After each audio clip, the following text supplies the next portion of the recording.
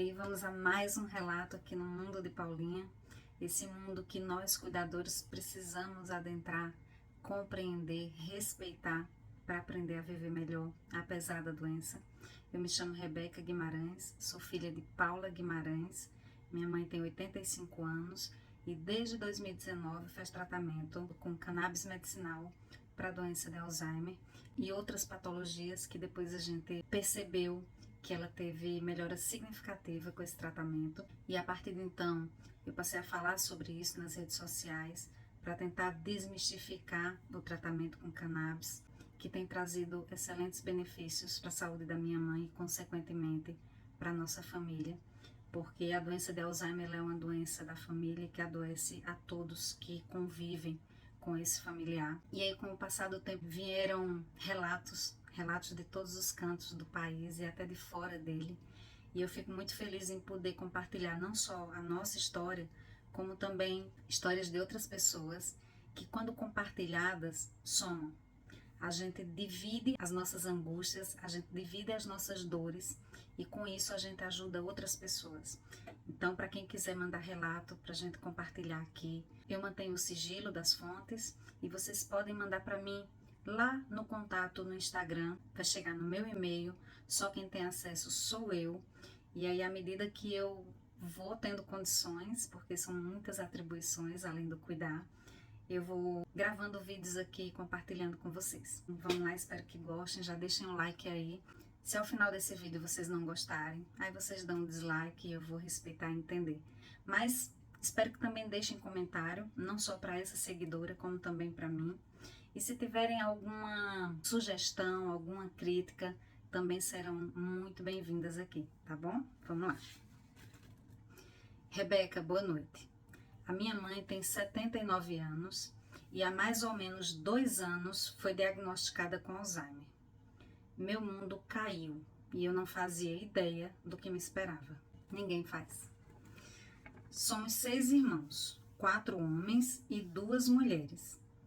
Todos casados, com filhos, trabalho, e a minha irmã ainda mora fora do Brasil. Resumindo, eu acabei assumindo essa difícil missão de ficar com a minha mãe.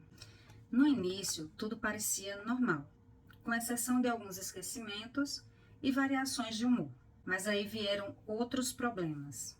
As noites sem dormir, porque ela passava o dia dormindo, até que eu vi alguns vídeos seus dando dicas que me ajudaram muito. Mas as repetições, 5, 10, 20 vezes por dia, estão me enlouquecendo. Eu queria muito ter a paciência que você tem, mas não estou dando conta. Tem hora que saio e deixo ela falando sozinha, mas depois fico mal e peço desculpas. Me diga o que devo fazer para não perder a paciência com ela e sentir essa culpa que só me faz mal.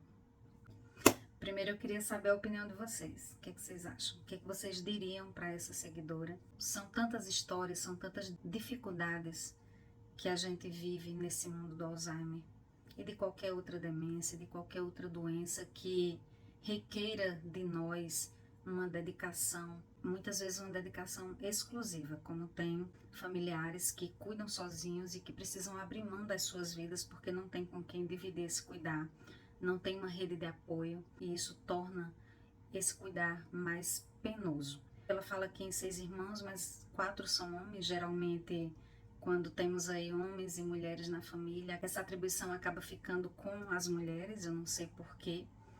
A gente precisa mudar isso, mas é um problema estrutural. É muito difícil lutar contra isso, mas a gente consegue. Isso requer tempo e muita persistência.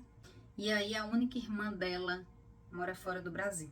Então, como ela disse aqui, essa missão, essa difícil missão, ficou a cargo dela. E aí quando ela traz isso para si como uma difícil missão, isso se torna ainda mais pesado, concorda?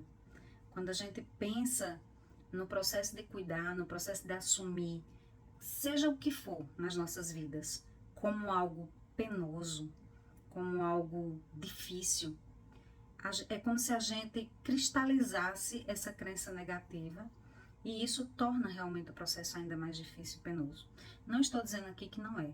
É muito difícil cuidar de alguém com um quadro demencial, é muito difícil cuidar de alguém cujo comportamento muda com o nascer e o pôr do sol, e que a cada dia nos apresenta algo de novo e algo que um médico ou um medicamento não vão conseguir resolver, não sozinhos.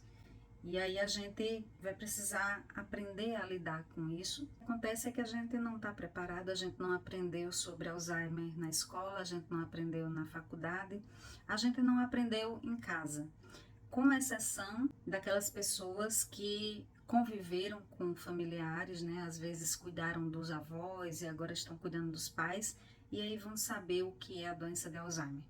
De outra forma, só porque um avô teve, mas eu não convivi com ele, a gente não tem a dimensão dessa doença e de todas as nuances, de todas as vertentes dela.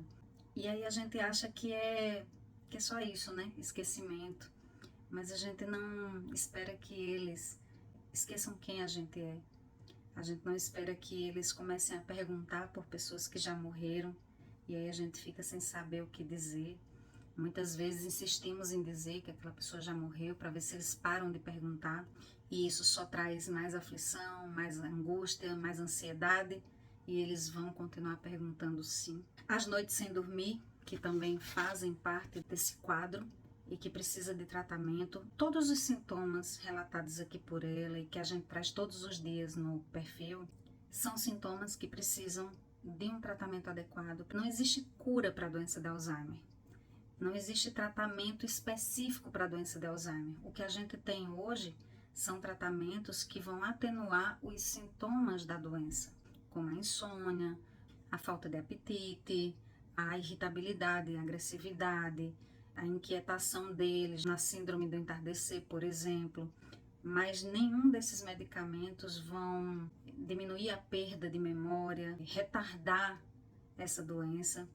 Eu costumo dizer que o óleo de cannabis foi um divisor de águas nas nossas vidas. Isso não quer dizer que a doença não tenha avançado. Quem acompanha a gente há muito tempo viu que a doença avançou, que a doença tenta nos vencer diariamente.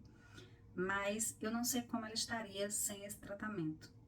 Porque até nessa questão da memória, da cognição, a gente sente ali que o óleo está tentando frear essa devastação que o Alzheimer causa no cérebro deles, levando embora todas as memórias e comprometendo ali, inclusive a parte motora, a fala. E aí ela disse que de todos os sintomas que a mãe dela tem apresentado até aqui, pelo que ela fala, ainda é a fase inicial da doença, o mais difícil tem sido as repetições. E é mesmo, é muito difícil. Não existe fase mais difícil, fase mais fácil, sintoma mais difícil, sintoma mais fácil. E no começo, que a gente não está acostumado, é muito difícil, porque a pessoa fala ali, daqui a pouco ela fala de novo a mesma coisa, e daí a um segundo ela começa a falar a mesma coisa, você fica sem acreditar, você fica como assim? Meu Deus, não dá para acreditar, ela acabou de falar isso, ela acabou de perguntar isso. E lá vem a mesma história novamente. E aí ela utilizou aqui a estratégia de sair e deixar a mãe falando sozinha. Se a gente parar para pensar que essa saída é uma forma de ela não perder a paciência com essa mãe e não falar coisas das quais ela vai se arrepender depois, talvez seja a melhor opção mesmo. Se ela não tiver outra pessoa para dividir com ela, né, esse momento de escuta, é melhor que ela saia, respire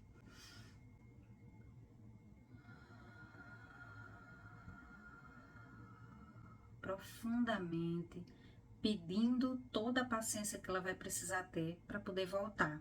Mas aí ela tem que voltar sem essa culpa, sem esse mal-estar por ter deixado a mãe falando sozinha.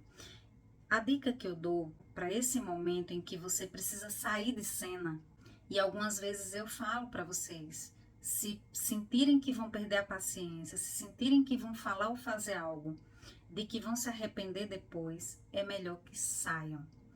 Mas saiam sutilmente, sem deixar o idoso ali, nossa, ela saiu de forma abrupta, ele não vai entender por quê, ele não vai entender. Ele sabe que você está irritado, mas ele não sabe por quê. E daqui a pouquinho ele nem vai lembrar disso, não vai adiantar pedir desculpas. Você vai pedir desculpas como uma forma de tentar diminuir ali a sua culpa, sabendo que ele não vai entender, porque ele nem lembra o que foi que fez, nem lembra o que aconteceu. Dependendo aí do comprometimento de memória, ainda pode ser que ela lembre, mas vai chegar uma fase que ela não vai lembrar mais e o seu pedido de desculpas não vai servir para nada. Então é melhor que você faça, você pede licença, diz que precisa ir ao banheiro ou que vai pegar uma água e você volta depois e aí ela já vai estar na segunda ou terceira repetição, mas pelo menos você respirou. É o que eu fazia e eu espero que você consiga fazer também. Se der certo, se você sentir que funcionou, compartilha com a gente para que outras pessoas saibam que podem se utilizar dessa estratégia, né, dessa tática. E isso vale para todos os sintomas da doença que tiram a gente do eixo. É melhor sair, respirar e depois voltar. Mas uma coisa que eu queria dizer para todos vocês, não só para ela, não querendo aqui assustá-los para quem não chegou ainda nessa fase, mas apenas dividindo com vocês o que passa comigo, o que passa no meu coração. Eu passei por essa fase das repetições. É uma fase muito difícil, cansativa. Eu diria que ela é exaustiva. E não é uma exaustão física, é uma exaustão mental. Mas hoje, que a minha mãe quase não fala, precisa ser muito, muito estimulada para sair ali uma palavrinha. Eu sinto muita falta. Eu sinto muita falta de quando a minha mãe repetia a mesma história várias vezes. E hoje, tudo o que eu mais queria era poder ouvir novamente ela contando e recontando e contando de novo as mesmas histórias. Se puder aproveitar cada momento com o seu familiar, ouvindo atentamente, curtindo aquelas histórias que muitas vezes mudam de lugar, os personagens mudam, mas lembrem-se, vai chegar um dia que vocês não vão ouvir mais a voz deles. Ou porque eles vão perder essa capacidade, ou porque eles não vão estar mais aqui. Então, aproveitem o processo. Sejam gratos por cada etapa.